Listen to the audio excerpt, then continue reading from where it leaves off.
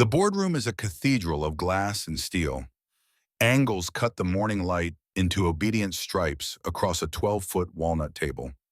Robert Blackwell sits at the head, wearing a graphite suit in a stillness curated over decades. He does not raise his voice. He does not need to. Numbers do the violence for him. Last look, he says, 9 digits. No one blinks. Across from him, the visiting team shifts uncomfortably in Italian wool. A lawyer clears his throat. A CFO taps a cap pen against a legal pad. The chairwoman, with hard eyes and an immaculate bun, meets Robert's gaze and holds it just long enough to prove she can. Outside, Manhattan hums beneath them. Sirens braid into traffic. A city at a sprint. Robert's private phone vibrates. He does not look down. No one calls that number during the day. The world he controls has switchboards and assistants for that. He nods to his general counsel. Confirm on the poison pill. The phone vibrates again. He glances. Oregon. He lets it ring. A third time, more insistent. He lifts a hand. The entire room stops. His attorney tenses, misreading the gesture as tactical theater. Robert stands, takes the phone, and steps past the glass through a pressure-sealed door onto the private terrace no one else uses. Wind knifes at this height. The city's sound falls back, replaced by raw, high, cold air. He answers without greeting. Blackwell. A woman's voice, calm and professional, carries the vowels of the Pacific Northwest. Mr. Robert Blackwell, I'm calling from Columbia Memorial Hospital in Astoria, Oregon. You're listed as the emergency contact for a patient named Issa. For half a beat, the wind stops. The city stops. The name Issa lands with the precision of a scalpel. That's a mistake, he says, crisp and contained. We divorced 8 months ago. Remove me from her file. On the other end, the nurse takes a small, measured breath. I understand. She was brought in critical condition. Robert watches a crane swing a pane of mirrored glass into place on a neighboring tower. Weightless. Inevitable. You need to contact her attorney. We don't have counsel listed for her. We have you. That's an oversight. Fix it. He ends the call. The wind returns, filling the space around him like a saw through ice. Far below, Central Park is a rectangle of winter color. Robert pockets the phone and sets his jaw, ready to return inside and finish the thing that still makes sense. A hostile negotiation. A balance sheet. The phone vibrates again. He lets it ring twice, then answers. Because control is not the same as cruelty. Blackwell. Mr. Blackwell. The same voice says steady. I'm sorry to insist. We need to update you on her status. He looks at his reflection in the terrace door. A man armored in cost and polish. Make it quick. Of course, she underwent an emergency preterm delivery. The word hits him. Pregnant. His mind calculates without permission. 8 months since the decree. 2 months before that. 10. Human math that arranges itself into a single impossible image. This is not the best channel, he says, hating the corporate antiseptic of his own words. Is there a supervising physician? There is. Dr. Rostova is with Issa now.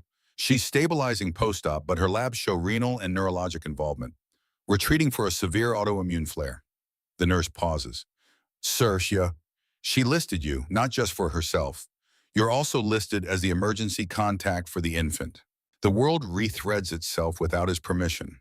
The infant, he repeats. His voice comes out wrong, lower. What is his condition? Male, very low birth weight, currently in the NICU on assisted ventilation. The team is optimistic but cautious. It's hour by hour. Robert looks past his reflection into the boardroom, where mouths move and pens tick and nothing that bleeds exists. The terrace door seals most of the sound. He has curated a life that does not knock. It has just kicked in the glass. The nurse continues, factual and merciful. Will need consent for certain interventions if her status changes. I realize you're not a legal representative, but there isn't a second contact. It's just you, Mr. Blackwell. He imagines a form, a blank field, and a single name written in Issa's hand. Left there on purpose or by accident. He cannot know which. Text me the address, he says. I'm coming. He ends the call and stares at his hand, still holding the phone like an artifact pulled from water. When he steps back into the boardroom, the air feels warmer, artificial, too oxygenated. Timing on the filing? Adjourn, he announces, indefinite. The chairwoman across from him blinks, then smiles, a small predator's smile at the corner of her mouth. We finally rattled you, Blackwell. Robert slides the pen he had been using back into its thin leather case. You'll have your answer in 48 hours. He looks at no one and everyone. Not before? In the corridor, his steps find an older cadence. It is astonishing how easily you can walk away from a war you started. Jet fuel has a smell that erases all other smells. Sharp, expensive, impatient.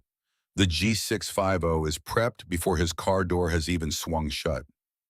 People align themselves to him with practiced speed. PDX, he says, wheels up now. He does not sleep on the flight. When he closes his eyes, he sees a hospital he has never entered, a woman he has not touched in 8 months, and a child whose lungs are still learning what air is. In Portland, the terminal is quieter than New York believes airports are allowed to be. Outside, the world is blunt with rain. He drives. The SUV is anonymous and sensible. Wipers thud a steady metronome. Pines crowd the highway like they are conferring. The road does not care who he is. He crosses the Youngs Bay Bridge into a town that looks like a photograph of endurance. Low buildings braced against salt and time. Columbia Memorial rises with the modest certainty of small hospitals. Inside, the air is warm, filtered, antiseptic. A woman at the front desk looks up, kindness already loaded in her face. Nikki, he says. Second floor West Wing. He follows the corridor until he reaches the NICU. Through the glass, he sees it. A row of incubators like small spacecraft. Joyce stops at one unit. This is him. He is smaller than the word son had allowed in Robert's mind. Redder, more temporary and more permanent at once. A knitted cap the size of a fist. Tubing that looks both obscene and necessary. A chest that fights, rests, and fights again. Robert slides 2 fingers through the porthole and rests them against the smallest back he has ever seen. Warm, alive. Reflex and miracle. Joyce's voice gentles.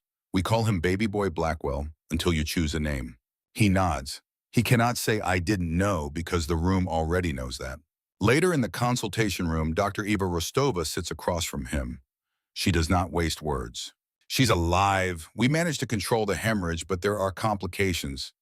Renal failure, postpartum autoimmune flare, neurological involvement.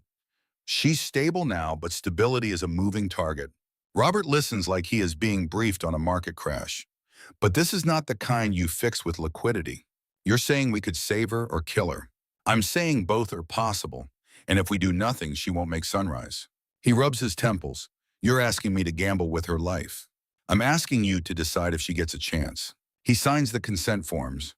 The pen feels heavier than any contract he has ever touched. In the quiet hours that follow, he learns the rhythm of the hospital, how to fold a blanket without waking her, how to warm formula without spilling, how to measure time by the sound of Eli's breathing instead of conference calls. He has not left in days.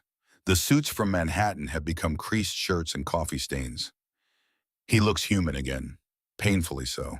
When Issa finally wakes and sees him sitting beside her bed, her voice is faint but clear. Why are you here?